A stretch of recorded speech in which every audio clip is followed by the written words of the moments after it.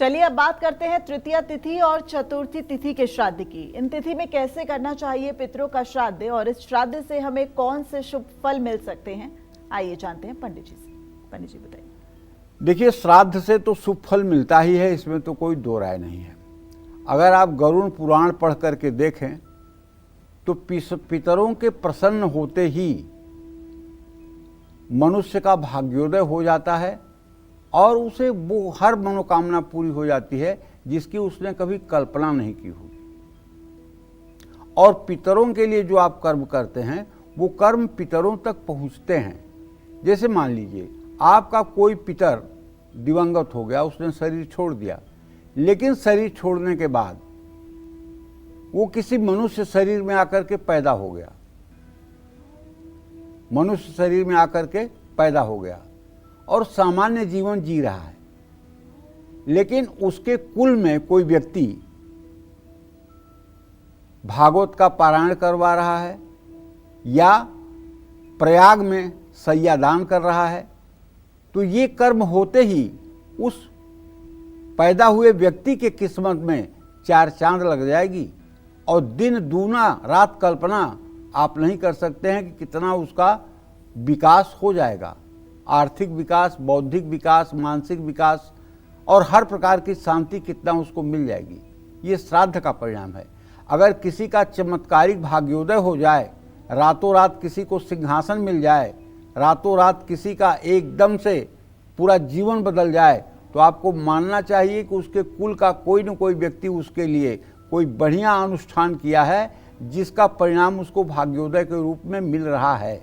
और यदि आपके नाम पे जल, पिंडदान, तर्पण, दान, पुण्य, सैयादान कुछ नहीं होता है तो आप अपने पूर्व जन्म के कर्मों के अनुसार सुख दुख भोग करके मलिन जिंदगी जिएंगे। इसीलिए लोग तरसते हैं कि हमारा वंश हो, हमारा श्राद्ध हो, हमारा श्राद्ध कर्म हो, इसीलिए लोग तरसते हैं। गीता में भी पहले अध्याय में अर्जुन को अगर मोह हुआ था तो अर्जुन ने केवल इसी बात की चर्चा की है कि कुलद्रोह से स्त्रियां वर्णशंकर होती है, स्त्रियां उच्छृंखल होती हैं और उससे वर्णशंकर पैदा होते हैं जिससे पिंडोदक क्रिया समाप्त होती है, पितर नरकों में जाते हैं। यही बात पहले अध्याय में अर्जुन ने भगवान श्री कृष्ण से कहा है, जिस मोह का निवारण करने के लिए भगवान ने उन्हें 18 अध्यायों तक उपदेश किया है।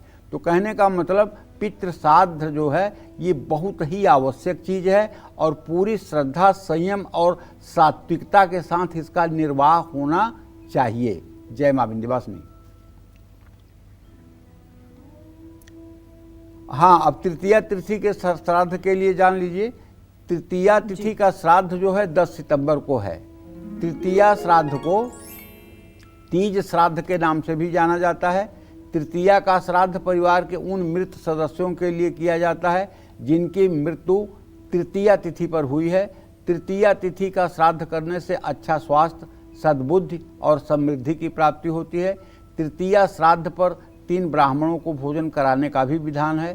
श्राद्ध में गंगाजल, तिल, कच्चा दूध, तुलसी, शहद मिश्रित जल से जलांजलि दी जाती है। और एक बात जान लीजिए, पितरों को जब भी आप जलांजलि दीजिए तो दक्षिण मुंह करके दीजिए, ये बात ध्यान रखना चाहिए। और इसके बाद पितरों को विधिवत पूजन किया जाता है। पितरों के लिए गाय के घी का दीपक जलाया जाता है। और इसी तरह से चतुर्दशी तिथि का भी श्राद्ध इस साल 10 सितंबर को ही है। तृतीया और चतुर्थी का श्राद्ध एक ही दिन है। चतुर्थी तिथि के श्राद्ध को चौथ के नाम से जाना जाता है। चतुर्थी का श्राद्ध परिवार के उन मृत सदस्यों के लिए किया जाता है जिनकी मृत्यु या जिनका देहावसान चतुर्थी तिथि पर हुआ है, तो उनका भी तर्पण और पिंडदान की क्रिया चतुर्थी 10 तारीख को ही की जाएगी। जय मां विंध्यवासिनी।